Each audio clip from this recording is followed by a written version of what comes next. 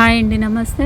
ఈరోజు మా టెర్రస్ గార్డెన్లో కొన్ని కాకరకాయలు, గంగవాయల కూర దొరికాయన్నమాట. ఈ రెండిటితోటి నేను చేస్తున్నాను. గంగవాయల కూరతోటి మా అమ్మగారు ఎక్కువ పులుసు కూర చేసేవాళ్ళు.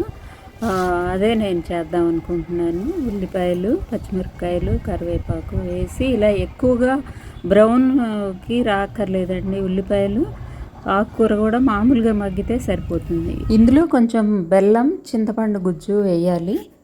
ఇంకా ఇది ఇత్తడి దాంట్లో చేస్తున్నా కదా, వెంటనే వేరే దాంట్లోకి ట్రాన్స్ఫర్ చేసుకోవాలండి. ఈ కాకరకాయలు కూడా సన్నగా తరిగి లాస్ట్లో వేయించిన తర్వాత కొంచెం ఉల్లిపాయలు వేసి, కొద్దిగా చక్కెర కొంచెం వేసేసి, ఉప్పు కారం వేస్తే చాలా బాగుంటుంది. ఈ గంగవాయల కూర అయితే మా సార్ అస్సలు తినరు, చెప్పకుండా చేసా అన్నమాట. తిన్న తర్వాత ఇదేంటి చాలా బాగుంది అన్నారు. మీరు కూడా ఒకసారి ట్రై చేయండి, చాలా బాగుంటుంది.